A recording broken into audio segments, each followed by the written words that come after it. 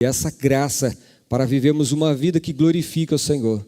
Por isso eu te peço, a Deus, com toda humildade, fala conosco,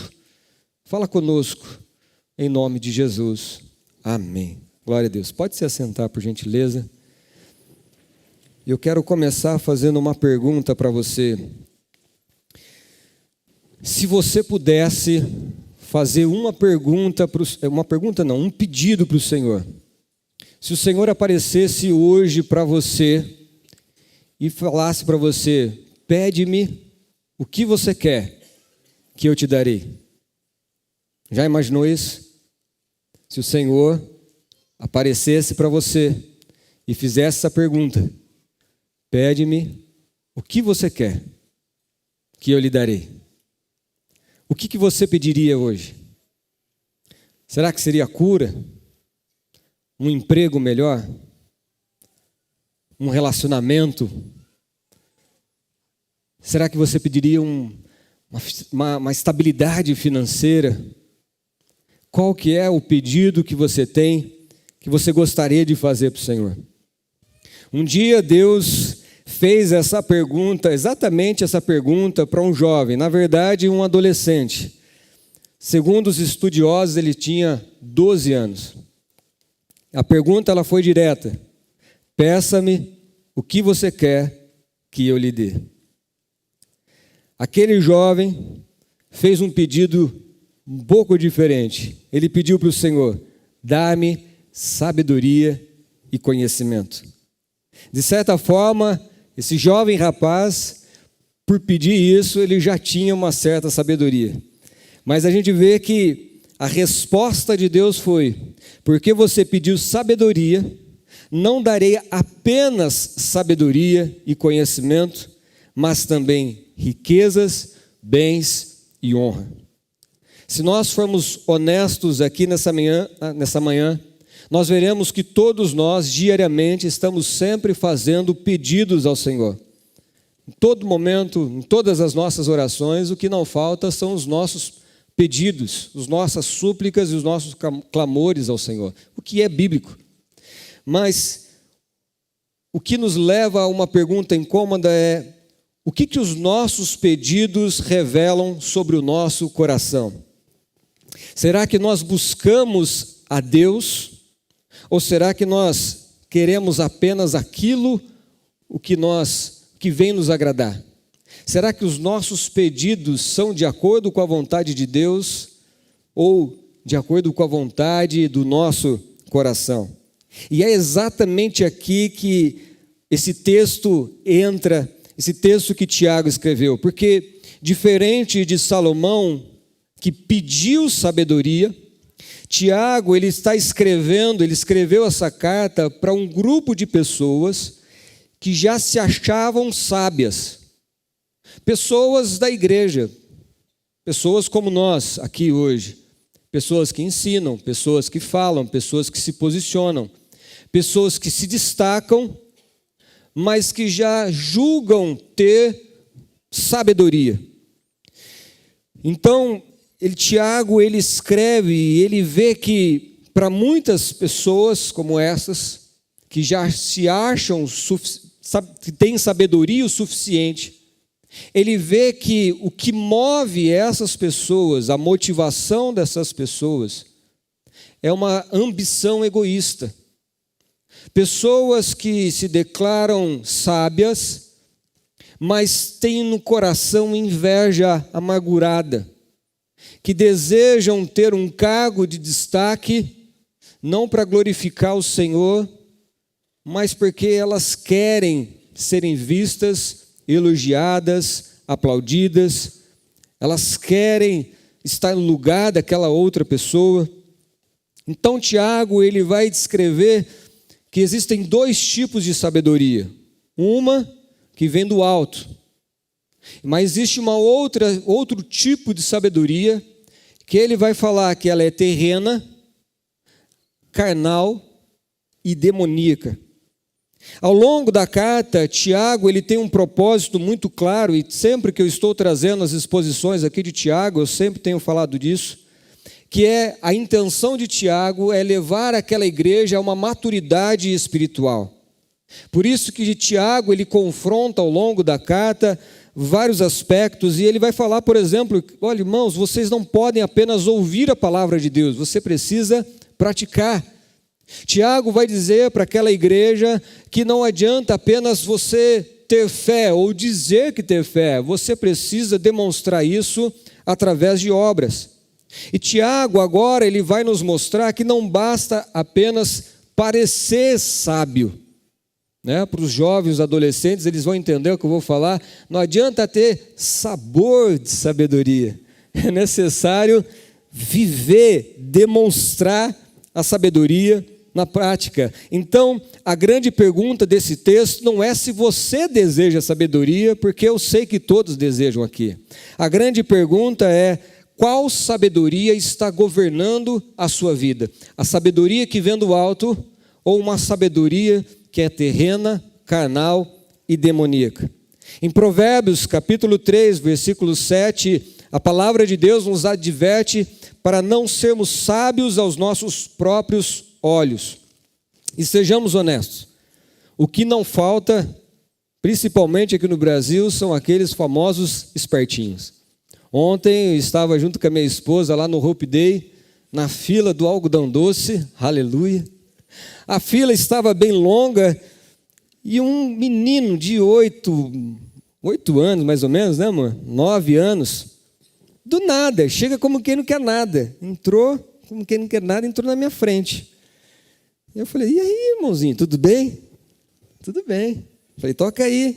Ele, natural, tranquilo. Se eu não visse ele entrando na minha frente, eu mesmo teria me convencido que ele já estava lá. Falei, meu irmão, você está vendo a fila, né? Uhum. Falei, pois é, vai para o final. E aí ele foi. Queridos, isso aí, que desde uma criança reflete a natureza humana, de querer dar uma de esperto, de querer passar os outros para trás. E o ditado que se ouve tanto no mundo é dos espertos. Essa é a que a pessoa acha que ela é sábia. Por quê? Porque ela está se dando bem no lugar de outras pessoas. Então, como que eu posso saber se de fato eu sou sábio, segundo a Bíblia? Tiago, ele esclarece essa dúvida no versículo 13. Ele vai dizer assim: quem entre vocês é sábio e inteligente?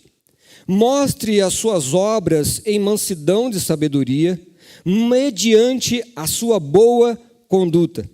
Tiago, ele começa fazendo uma questão, levantando uma pergunta. Ele diz: quem entre vocês é sábio e inteligente? Nós sabemos que sabedoria é o uso correto do conhecimento. Ou seja, para eu dizer que uma pessoa ela é sábia, nós temos que ir além do conhecimento. Não basta apenas ter uma mente brilhante. Isso não digo do careca que brilha aqui, não. Mais do que uma parede repleta de diplomas ou uma estante cheia de livros. A sabedoria, queridos, ela vai muito além do conhecimento. Pode ser que uma pessoa tenha muito conhecimento, mas ela tenha dificuldade de relacionamento. Às vezes é fácil você ver um CEO que controla, que comanda uma empresa de centenas ou até milhares de funcionários, que coordena ali, movimenta milhões ali naquela empresa, mas tem uma família destruída, porque não sabe cuidar dos filhos, não sabe priorizar, não sabe tratar bem a sua esposa. Pelo contrário, às vezes você pode ver uma pessoa bem limitada de conhecimento acadêmico e você vê que aquela pessoa é uma pessoa sábia, que todo mundo ao olhar, conversar com aquela pessoa, vê que aquela pessoa é sábia. Eugene Peterson, ele fala uma frase que reflete bem o que nós estamos falando aqui, que ele vai dizer o seguinte: o que conta é como você vive e não como você fala ou o que você tem.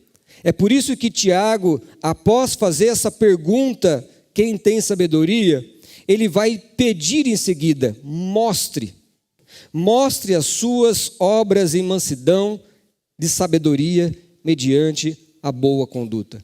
Quem gosta de fazer marcação na sua Bíblia, eu convido você a grifar, circular essa palavra mostre.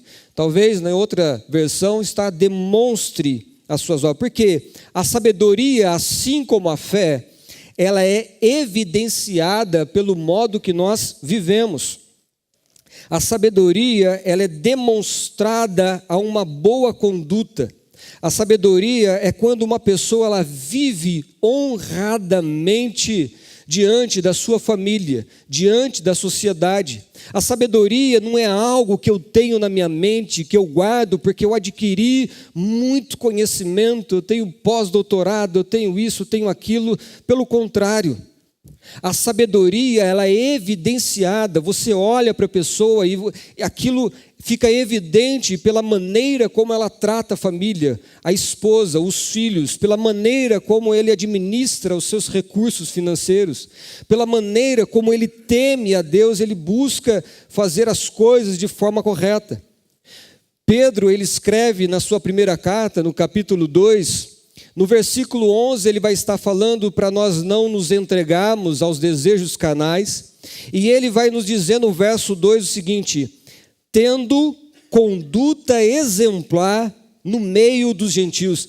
Queridos, veja que Pedro, um apóstolo inspirado pelo Senhor, ele nos orienta a ter uma conduta exemplar diante dos gentios. Parafraseando o que Pedro está dizendo, é a mesma coisa que fala assim: olha, seja uma pessoa exemplo para as pessoas do mundo.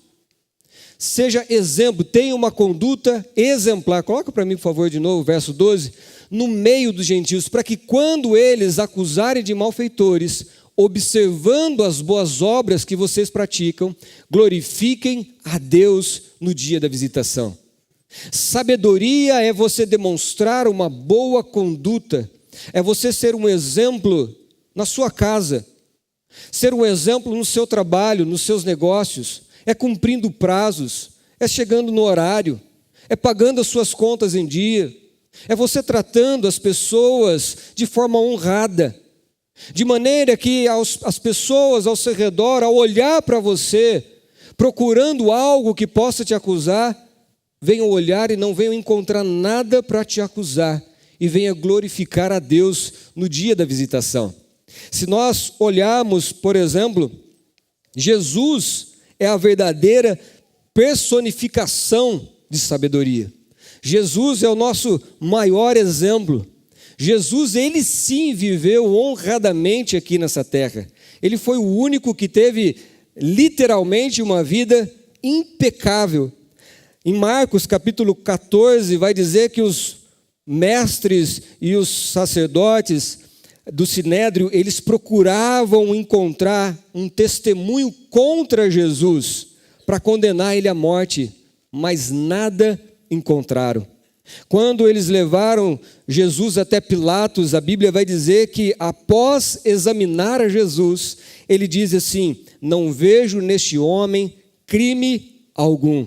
Ou seja, eles procuraram uma culpa em Jesus, mas a única coisa que eles encontraram foi perfeição. No entanto, Jesus ele não era arrogante, Jesus não era orgulhoso, Jesus era manso e humilde de coração. Por quê, queridos? Porque assim como Tiago descreveu, a sabedoria é além de você viver uma vida correta, uma vida sábia, você ter uma boa conduta, mas é você conduzir a sua vida de forma humilde, com mansidão. Você nunca vai ver uma pessoa que é sábia buscando o holofote. Você nunca vai ver uma pessoa sábia se autoelogiando. Dificilmente, querido, normalmente você vai ver pessoas falando daquela pessoa. Você viu como aquele irmão ou aquela irmã é sábia? Como que ele conduz, como vive assim? Mas a própria pessoa, ela mesma, não é de ficar se elogiando. Por quê? Porque ela não precisa disso. Ela não faz o que ela faz buscando aplauso, reconhecimento, uma foto ali. Não precisa disso. Ela vive para a glória de Deus. Quem está entendendo, irmãos? Diz amém. Em seguida, Tiago agora ele faz um contraste importante. Nem toda sabedoria vem de Deus. Porque existe uma sabedoria que até parece correta externamente, mas por dentro, essa sabedoria ela é movida por inveja, ela é movida por um orgulho. A pessoa ela vive com uma ambição pessoal e egoísta. E é exatamente isso que Tiago ele vai confrontar no verso 14. Leia comigo. Diz o seguinte: se pelo contrário, ao invés de você ter uma boa conduta, uma vida honrada e uma vida humilde, se pelo contrário, vocês têm em seu coração inveja amargurada e sentimento de rivalidade, não se gloriem disso, nem mintam contra a verdade. Notem que as considerações de Deus vão além das aparências. Às vezes, quem vê de fora vê uma vida perfeita, bem equilibrada, uma pessoa que até se dedica no ministério, em boas obras, mas Tiago aponta para algo que os olhos não vão conseguir ver. Tiago, ele aponta para o coração.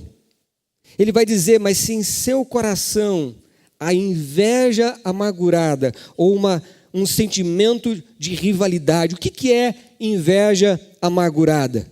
Inveja amargurada é desejar o que o outro tem, a ponto de não conseguir se alegrar com ele. Tem gente que é excelente em tudo que faz. A pessoa ela é dedicada, a pessoa ela é inteligente, a pessoa ela é esforçada. Mas se você atentar bem, essa pessoa, tudo aquilo que ela faz, ela não faz para a glória de Deus. Às vezes a pessoa ela é super dedicada no trabalho, mas a motivação dela é para conseguir o cargo da outra pessoa. Às vezes a pessoa ela é dedicada na igreja, em tudo que ela faz, porque tudo que ela quer é uma posição, é um elogio. Às vezes na mente daquela pessoa, ela fica tanto se comparando com aquela outra pessoa, que o que ela mais deseja é estar no lugar daquela outra pessoa.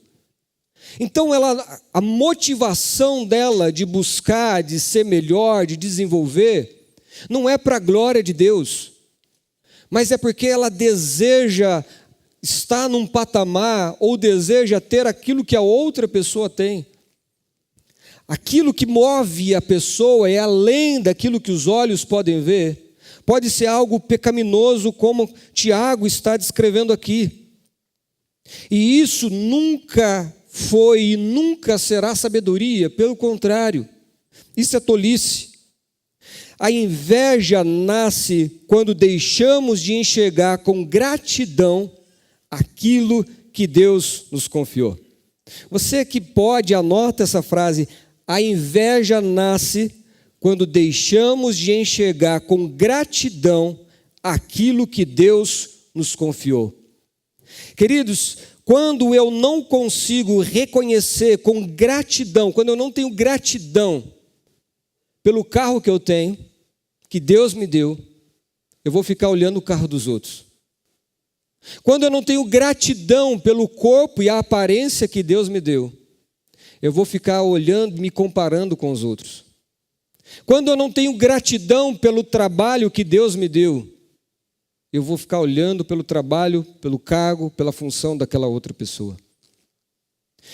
A inveja, ela nasce quando nós deixamos de enxergar com gratidão e nós começamos a comparar a nossa vida com a da outra pessoa. E eu convido você a prestar muita atenção nisso, queridos, porque Deus, Ele fez você de uma forma única. Deus, Ele escreveu uma história sobre a sua vida. Salmo 139 vai dizer que nossos dias estão contados, foram escritos e determinados por Deus. A história que Deus escreveu para a vida do pastor Eliezer, eu não vou conseguir viver. A história que Deus escreveu para você, é só você que vai conseguir viver. Não adianta você olhar para aquela outra pessoa, para aquilo que ela tem, para aquilo que ela está vivendo, e querer viver o que ela está vivendo. Porque Deus não te chamou, Deus não te criou para você ver o que a outra pessoa tem, para você desejar o que a outra pessoa tem. Deus te fez como fez, de modo perfeito e único. Nós sabemos disso até na biologia, as nossas digitais, as nossas ilhas. Cada pessoa ela é individual.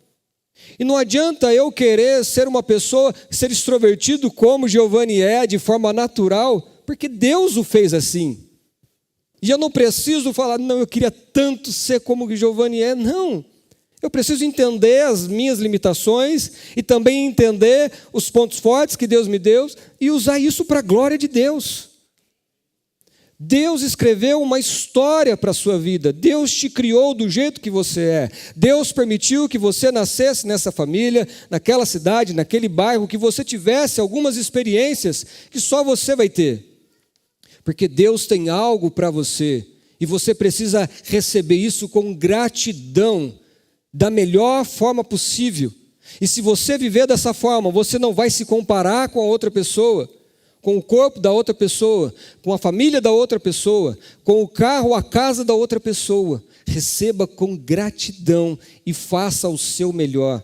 Se você, por exemplo, é empresário, querido, você não precisa concorrer com ninguém. Você não precisa concorrer. Se Deus te confiou uma empresa, faça o seu melhor, porque é Deus quem te sustenta. É Deus quem traz cliente, é Deus quem abre porta, é Deus que faz, minha empresa quebrou, eu fiz o meu melhor, minha empresa quebrou, porque Deus tem uma outra história para você e é Ele que está conduzindo a sua vida. Quem está entendendo, irmãos? Diz amém. Agora, irmãos, quando eu não consigo entender isso, eu vivo com um coração contaminado pela inveja. Vivo com um coração endurecido por causa do orgulho. Eu vivo com um coração cheio de rivalidade, querendo ser melhor do que os outros. Um coração cheio de egoísmo. E Tiago, ele identifica que esse tipo de sabedoria não vem do alto.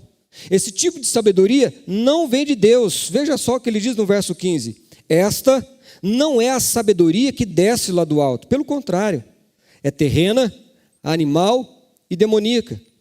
Pois onde há inveja e rivalidade, aí a confusão e toda espécie de coisas ruins. Queridos, prestem atenção, por que ele fala que essa sabedoria é terrena?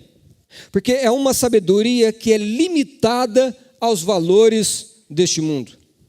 A sabedoria que vem do homem é uma sabedoria que vem da razão. É daquilo que eu consigo ver, é daquilo que eu consigo tocar, é daquilo que eu consigo perceber aqui nessa terra. E quando essa sabedoria, quando eu vivo de acordo com essa sabedoria, ela é limitada. Porque a sabedoria que vem do alto, ela não vem daquilo que eu vejo, ela não vem daquilo que eu toco, que eu faço, ela vem de uma revelação. A revelação do homem, ela é limitada porque ela é baseada naquilo que eu vivo, naquilo que eu experimentei, naquilo que eu conheci. Mas a revelação que vem do alto, a sabedoria que vem do alto, a perspectiva dela é eterna. Tem coisas que estão acontecendo hoje na sua vida que você não faz nenhum sentido para a sua vida. Talvez você está perguntando por que isso está acontecendo justo comigo. É porque você não está conseguindo entender. Porque o nosso conhecimento é limitado. Mas Deus está permitindo fazer isso na sua vida por uma perspectiva eterna. Deus está movendo, às vezes, uma situação, uma circunstância na sua vida, permitindo você passar por isso, porque Ele, no seu conhecimento sublime, soberano e poderoso, Ele sabe que isso é necessário você passar, você viver, você ter, porque Ele está fazendo algo maravilhoso na sua vida. Por isso que quando eu vejo quando eu vivo na minha sabedoria terrena, as minhas decisões vai ser baseado no aqui e no agora. Por quê? Porque é a única coisa que eu consigo ver. Tente explicar para alguém o que é eternidade. Você vai ter dificuldade. Porque como você vai explicar algo que sempre existiu? No nosso conhecimento humano, a coisa precisa começar, precisa ter e ter um fim. É assim que a gente é. Mas Deus, Ele é eterno. E a gente tem dificuldade de explicar, de entender, porque vem uma sabedoria que vem do alto. E não terrena, que é limitada. É por isso que a sabedoria de Deus é loucura para o mundo e a sabedoria do mundo é tolice para Deus. Veja comigo em 1 Coríntios capítulo 1, verso 19, 21, que está escrito: pois está escrito, destruirei a sabedoria dos sábios e aniquilarei a inteligência dos inteligentes. Onde está o sábio? Onde está o escriba? Onde está o questionador deste mundo? Não é fato que Deus tornou louca a sabedoria deste mundo? Visto que, na sabedoria de Deus, o mundo não o conheceu por sua própria sabedoria, Deus achou por bem salvar os que creem por meio da loucura da salvação. Glória a Deus, aleluia. Vejam, querido, olha no verso 24 e verso 25. Mas para os que foram chamados, tanto judeus como gregos, Cristo é o poder de Deus e a sabedoria de Deus, porque a loucura de Deus é mais sábia que a sabedoria humana, e a fraqueza de Deus é mais forte que a força humana. Veja, queridos, que a nossa sabedoria terrena, ela é limitada, ela não consegue compreender a sabedoria que vem de Deus, que excede todas as coisas. E essa sabedoria que vem do alto, ela é algo que Deus revela a nós. É algo sobrenatural que Deus derrama na nossa vida. A segunda característica, Tiago vai dizer, é a nossa natureza quando ela é animal ou espiritual. Em grego é psíquico, significa natural. É a sabedoria que está em oposição à nova natureza que está em Cristo. Ou seja, como que eu posso descrever para os irmãos essa sabedoria que é animal? Lembre-se de como você vivia, lembre-se de como era a sua sabedoria antes de se converter. Lembra como que você administrava as suas coisas, os seus valores. Lembra as suas prioridades antes de você se converter. Essa é a natureza, é a sabedoria animal, a sabedoria espiritual. Ou seja, quando nós nos convertemos, nós nascemos de novo. Nós nos tornamos uma nova criatura, com novos princípios, com novos valores. Amém? Mas quando eu vivo, por mais que eu nasci de novo, mas quando eu vivo aos moldes do velho homem, eu estou sendo guiado por uma natureza, por uma sabedoria que é animal, natural ou carnal. Eu não estou levando em consideração a nova natureza, não estou levando em consideração a vontade de Deus em minha vida. Está fazendo sentido para vocês, irmãos? Em terceiro lugar, Tiago ele vai descrever que essa natureza que não vem do alto, além dela ser terrena, animal, ela é também demoníaca. Ela é demoníaca por quê? Porque ela reflete o mesmo espírito de Satanás. O mundo jaz no maligno. Nós vivemos num mundo que é contaminado. Um mundo cujo governo está nas mãos de Satanás. Quando nós vamos olhar para a política da nossa nação, e queridos, vamos ser sinceros, não importa se é esquerda ou se é direita, é contaminado pelo pecado. Quando nós olhamos para os entretenimentos que tem hoje, filmes, a gente vai ver com muita clareza uma ação demoníaca pensada para destruir a sua vida, a sua identidade e a nossa família. Essa sabedoria demoníaca é o mesmo modus operandi que a serpente operou na tentação de Eva, que fez Eva ser tentada em querer ser igual a Deus, em ter o conhecimento do bem e do mal. Querido, vamos ser sinceros, todos nós queremos ter o controle da nossa vida, sim ou não? Nós não temos o controle pertence a Deus. Esse querer ser igual a Deus é exatamente o desejo de Satanás. de ser elogiado, de ser reconhecido, de ser aplaudido. Quando nós olhamos aqui o que a serpente fez com Eva, levando a duvidar da palavra de Deus, quantas decisões da nossa vida que nós precisávamos tomar, e a gente olhou para a Bíblia diz isso, mas se eu fazer isso eu vou ter prejuízo. Será que está certo o que Deus está querendo aqui? Nós estamos num período, né, agora da declaração do imposto de renda. É um momento de tentação. E aí, declaro isso ou não? Vou falar isso ou não? Nossa, se eu fizer isso eu vou pagar. E eu já pago tanta coisa, eles roubam tanto nosso dinheiro. Queridos, tenta entender que essa sabedoria terrena, animal e demoníaca é uma sabedoria que tem governado muitas vezes e muitos cristãos. Por fim, Tiago ele vai falar sobre a sabedoria que vem do alto. No verso 17, verso 18, ele vai dizer: mas a sabedoria lá do alto é primeiramente pura, depois pacífica, gentil, amigável, cheia de misericórdia e de bons frutos, é imparcial e sem fingimento. Ora, é em paz que se semeia o fruto da justiça para os que promovem a paz. Veja, irmãos, que Tiago descreve a sabedoria celestial de forma muito simples e prática. Fica muito claro que a sabedoria que vem do alto, ela é praticada na horizontal. Quando nós olhamos aqui, toda pessoa que julga ter sabedoria, ela vai demonstrar através desses simples elementos. Por exemplo, a sabedoria celestial, ela é pura.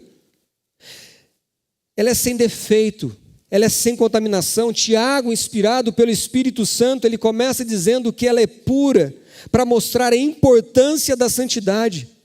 Deus é santo, portanto, a sabedoria precisa ser pura, sem mácula. Se o princípio da sabedoria é o temor do Senhor, fala para mim como que eu vou viver, ser sábio aqui nessa terra, se eu não temer a Deus, se eu não obedecer a palavra de Deus. É uma vida de santidade, é quando eu desejo, eu entendo que aquilo que Deus escreveu é o melhor, é o certo e eu vou obedecer. É quando eu tenho essa humildade de me negar os meus desejos, os meus planos, os meus sonhos para viver aquilo que Deus escreveu e determinou. As regras de Deus, as leis de Deus, porque aquilo é o melhor para mim. Ele vai dizer que a sabedoria que vem de Deus, ela é pacífica.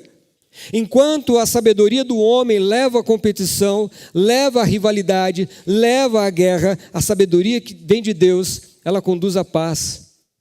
Outra característica é que ela é cheia de misericórdia e de bons frutos. É você sentir ternura pelo necessitado, é você estender a sua mão, mesmo que às vezes aos seus olhos essa pessoa não mereça a sua ajuda. Sabedoria que vem do alto, ela é imparcial. É uma pessoa que não tem duas mentes, não tem dois julgamentos, que ela não fala assim, não, esse merece, outro não. Ela entende que, nossa, eu sou pecador, eu sou falho, eu sou miserável, mas a graça de Deus me alcançou. E dessa forma você olha para outra pessoa, não de cima para baixo, achando que ela está errada. Você olha falando assim, olha, eu sou igual a você. Eu não sou melhor do que você. Eu só estou nessa posição hoje, só estou vivendo o que eu estou vivendo hoje pela graça e misericórdia de Deus. E você transmite essa graça, essa misericórdia, estendendo a mão para essa pessoa, ajudando, fazendo por ela aquilo que Cristo fez por você. Amém, queridos? A sabedoria que vem de Deus, ela é sem fingimento. A pessoa guiada pela sabedoria do alto, ela não vive uma espiritualidade de aparência. Ela não é uma pessoa diferente em público e outra no privado. Ela não é uma pessoa dentro da igreja e outra na sua casa. Ela é a mesma pessoa, porque ela é sem fingimento. Amém, meus irmãos? Vocês estão entendendo? Glória a Deus. Convido os irmãos a se colocarem de pé, por gentileza.